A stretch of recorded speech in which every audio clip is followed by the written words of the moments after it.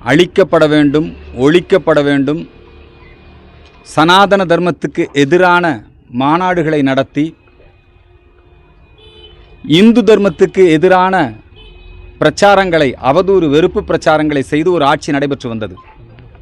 அந்த இந்து விரோத ஆட்சி அகற்றப்பட வேண்டும், தோற்கடிக்கப்பட வேண்டும். அந்த பிரார்த்தனையை நாங்கள் இங்கே எங்களுடைய குரு பீடத்திலே சமர்ப்பித்திருந்தோம். கடந்த தேர்தல் முடிவுகள் சனாதன தர்ம விரோத ஆட்சியை வீழ்த்தி தமிழகத்திலே தமிழக வெற்றிக் கழகம், திரு ஜோசப் விஜய் தலைமையிலான வெற்றிக் கழகம் ஆட்சிக்கு வந்து இன்றைக்கு ஆட்சி அமைத்திருந்திருக்கிறார்கள். இந்த நேரத்திலே தமிழக சட்டசபையிலே பேசிய எதிர்க்கட்சி தலைவர் ஏற்கனவே இந்துக்களுக்கு விரோதமாக நடந்து கொண்ட காரணத்தினால்தான், குறிப்பாக சனாதன தர்மத்தை கொசு, டெங்கு, மலேரியா என்று விமர்சித்த காரணத்தினால்தான் அப்பொழுது நடைபெற்ற 5 மாநில இடைத்தேர்தல்களிலே இண்டி கூட்டணி, திமுக இடம்பெற்றிருந்த கூட்டணி தோல்வியடைந்தது. எல்லா பண்டிகைகளுக்கும் வாழ்த்து சொல்லக்கூடிய திராவிட மாடல் அரசாங்கம் இந்து பண்டிகைகளை மட்டும் புறக்கணித்து நாங்கள் ஒரு இந்து விரோதிகள் என்பதை திரும்ப திரும்ப நிலைநாட்டி வந்தார்கள்.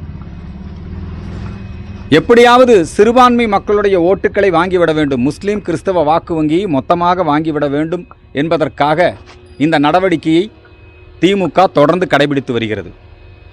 உண்மையில் சனாதன தர்மத்தை அழிப்போம் என்று நினைத்தவர்கள் அவர்கள்தான் அழிந்து போவார்கள். இந்த சனாதன தர்மத்தை யாராலும் அழிக்க முடியாது. ஈவேரா அவர்கள் திராவிடர் கழகம் மூலமாக சனாதன தர்மத்திற்கு எதிரான பிரச்சாரங்களை செய்து வந்தார். அதற்கு பிறகு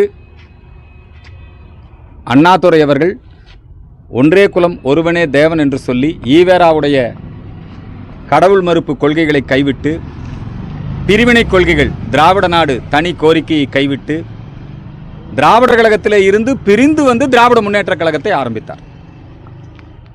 திராவிட முன்னேற்ற கழகம் கொஞ்சம் கொஞ்சமாக சனாதன கொள்கைகளை ஏற்றுக்கொண்டது. நான் பிள்ளையாரையும் உடைக்க மாட்டேன், பிள்ளையாருக்கு தேங்காயும் உடைக்க மாட்டேன் என்று அண்ணாதுரை சொன்னார். நாத்திகமும் சனாதன கொள்கையிலே ஒரு அங்கம்தான். நீங்கள் ஒரு ஹிந்துவாக இருந்துக்கிட்டு கம்யூனிஸ்டாக இருக்கலாம், ஒரு ஹிந்துவாக இருந்துக்கிட்டு நாத்திகராக இருக்கலாம், ஒரு ஹிந்துவாக இருந்து கொண்டு நீங்கள் எந்த கட்சியில் வேணாலும் இருக்கலாம்.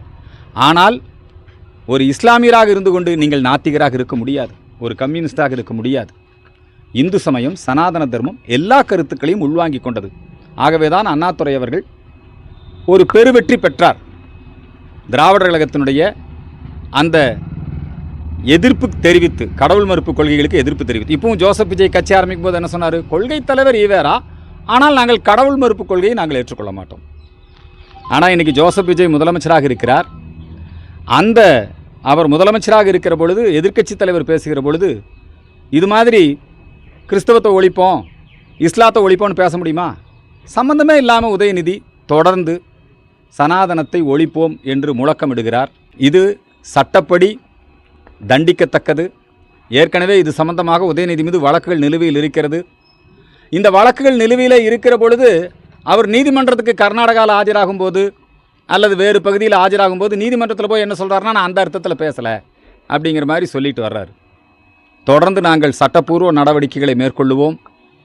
சனாதன தர்மம் என்பது இன்றைக்கு இந்த உலகத்திலே எல்லோராலும் ஏற்றுக்கொள்ளப்பட்டது. ஒரு முஸ்லீம் கிறிஸ்தவராக இருந்தாலும் கூட அவர்களும் இறை நம்பிக்கையின் அடிப்படையிலே சனாதனத்தை பின்பற்றுபவர்கள் தான். ஆனால் இப்போ அவங்க வீட்டில் துர்காமா சனாதனத்தை பின்பற்றுறாங்க, அவங்க தாயார். இவர் என்ன பண்ணணும்? அவங்க வீட்டில் போய் சொல்லணும். அவங்களுடைய மைத்துனர் சபரீசன் அவர் சத்ரு சம்ஹார யாகம் பண்ணுறார். துர்காமா கும்பாபிஷேகத்தில் கலந்துக்கிட்டு ஒட்டகத்துக்கெல்லாம் பூஜை பண்ணுறார். ஆனால் அவங்க என்ன பண்ணுறாங்கன்னா, வேண்டுமென்றே அவங்க உள்நோக்கத்தோடு இதை பேசுகிறார்கள். இப்பொழுது தமிழகத்தினுடைய அரசு எந்திரம் கிறிஸ்தவ மிஷினரிகளின் கையிலே மாட்டிக்கொண்டது.